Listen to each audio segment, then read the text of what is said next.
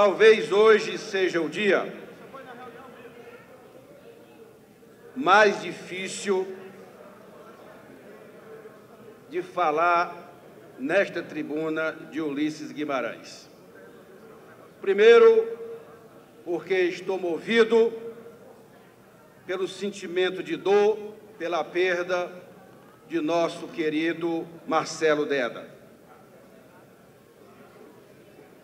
E, em segundo lugar, porque, nesse momento, sou porta-voz de uma mensagem de um deputado que, por força das suas condições de saúde, não pôde vir a este plenário para apresentar a sua carta-renúncia como parlamentar. O Genuíno deveria estar neste momento aqui na tribuna, falando para esta casa, falando de sua história neste parlamento.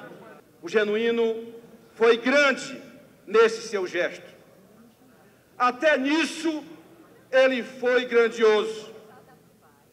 Ele sempre foi grandioso nas trincheiras de luta que travou pela democracia brasileira, que sempre pautou sua vida num caminho reto e que tantos lutadores desse Brasil conhecem e se entrelaçam com a história do Genuíno.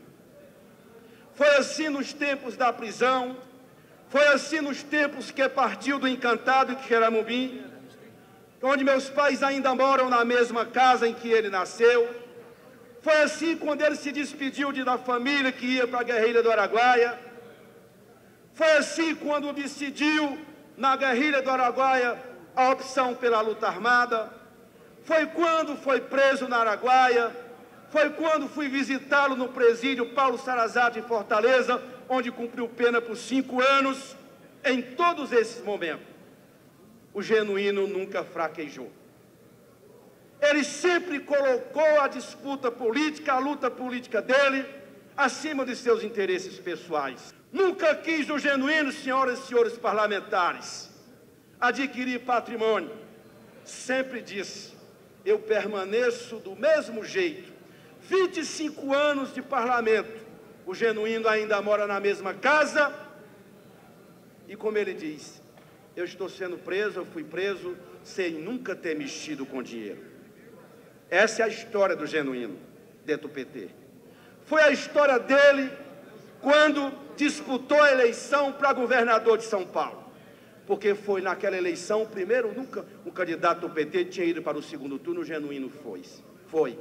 Como retirante do Nordeste, como militante do Nordeste, soube defender a bandeira do PT naquela eleição em 2002 em São Paulo. Não se elegeu governador e foi para o segundo turno. Em seguida, o Lula o convidou para presidir o PT. E na presidência do PT, foi e será sempre um dos grandes responsáveis pela vitoriosa campanha de 2002 que nós comandamos nesse Brasil. Foi na presidência do PT, foi nas disputas seguintes, foi nos momentos mais duros quando reassumiram os mandatos. Todo mundo aqui nessa casa sabe que a história do Genuíno se confunde com a história desse país. Nos mandatos que teve após a presidência do PT, mesmo com toda a sua humildade, com toda a pressão que era exercida pela denúncia que foi feita em 2005, o Genuíno nunca baixou a cabeça. Sempre de cabeça erguida, sempre com a voz ativa e altiva, ele sempre disse: jamais eu vou deixar de lutar.